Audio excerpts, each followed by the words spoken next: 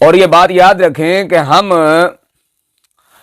اپنے مخالفین میں سے کسی مخالف کو اگر جواب نہ دیں تو یہ نہ سمجھنا یا وہ بیچارہ یہ نہ سمجھے کہ ہمارے پاس بولنے کی قدرت نہیں ہے یا ہمارے پاس علم نہیں ہے یا ہمارے پاس اس کا جواب نہیں ہے۔ وہ اکبر الہ آبادی تھے کہ جنہوں نے کہا کہ میرے سکوت سے مجھے بے حس نہ جانیے، الفاظ کی کمی ہے خیالات کی نہیں۔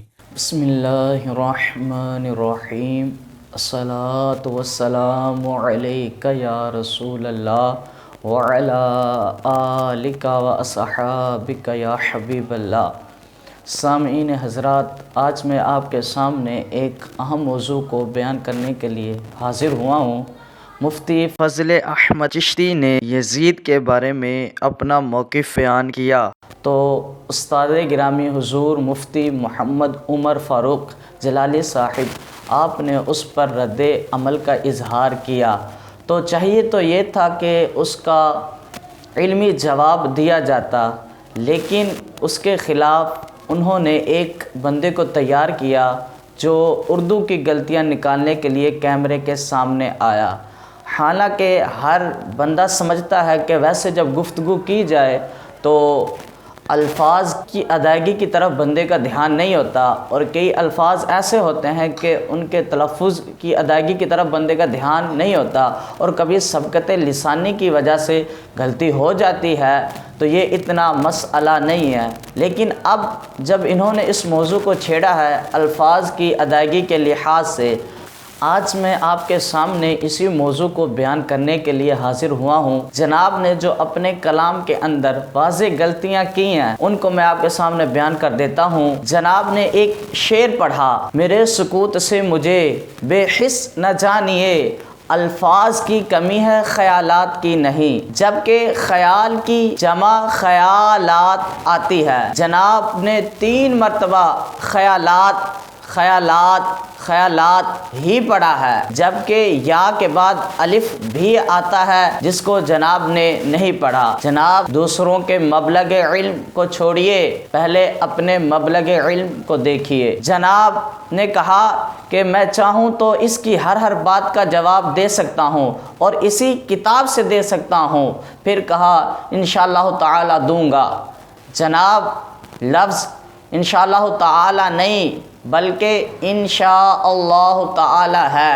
حمزہ کو بھی جناب پڑھیے، مجھے لگتا ہے جناب کو حروف پڑھنے کی عادت نہیں، جناب حروف پڑھنے کی عادت بنائیں، وگرنہ آپ کا مبلغ علم تمام لوگوں پر ظاہر ہو جائے گا۔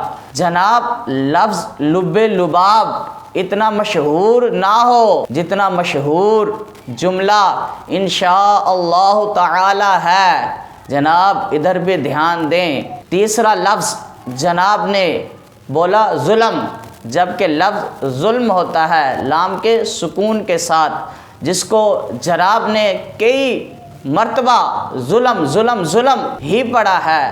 جناب آپ کو لفظ تو نظر آ گیا، لیکن اپنا ظلم نظر نہیں آیا۔ ایسے ہی جناب نے لفظ پڑھا علم، جبکہ لفظ علم ہے لام کے سکون کے ساتھ، جس کو جناب لام کی فتحہ کے ساتھ پڑھ رہے ہیں علم۔ جناب آپ کو تو لفظ علم نہیں پڑھنا آتا اور دوسروں کو آپ ان کا مبلغ علم بتاتے ہیں۔ جناب پہلے لفظ علم تو درست کریں، پھر دوسروں کے مبلغ علم کو دیکھیں۔ جناب آپ کہہ رہے تھے کہ مجھے ہنسی آ رہی ہے، جناب ہنسی تو آپ کے الفاظ پر آ رہی ہے، جو غلطیاں آپ دوسروں کی نکال رہے تھے وہی غلطیاں خود کر رہے ہیں۔ کہ فا ساکن تھا تو آپ کہہ رہے تھے کہ اس کو فتحہ کے ساتھ پڑھ رہے ہیں لفظ، تو آپ بھی تو لام ساکن ہے اس کو فتحہ کے ساتھ پڑھ رہے ہیں ظلم۔ جناب ادھر بھی دھیان دیں، وگرنہ ہنسی آپ کو کم اور لوگوں کو آپ پر زیادہ آئے گی۔ اسی طرح جناب نے لفظ پڑھا مارکا، جبکہ لفظ معرکہ ہے را کے فتحہ کے ساتھ، جس کو جناب را کے سکون کے ساتھ پڑھ رہے ہیں۔ جناب نے پڑھا اولب، جبکہ لفظ طالب اور لفظ تبصرہ جس کو جناب تبصرہ پڑھ رہے ہیں، اسی طرح لفظ پڑھا مقابلہ با کے سکون کے ساتھ، جبکہ لفظ با کے فتحہ کے ساتھ ہے مقابلہ باب مفاعلہ سے۔ اسی طرح جناب نے لفظ پڑھا صفتیں فا کے سکون کے ساتھ، جبکہ لفظ صفت ہے فا کے فتحہ کے ساتھ۔ جناب اپنے ان الفاظ کی طرف بھی دھیان دیں اور لوگوں کے مبلغ علم کو چھوڑیں، پہلے آپ اپنی اردو ٹھیک کریں اور ٹھیک طرح سے الفاظ ادا کرنے سیکھیں، پھر دوسروں کو ان کا مبلغ علم بتائیں کہ ان کا مبلغ علم کیا ہے۔ جناب امید ہے کہ جناب کو اپنا مبلغ علم خوب ظاہر ہو گیا ہوگا، اور آئندہ کسی کا مبلغ علم دیکھنے کی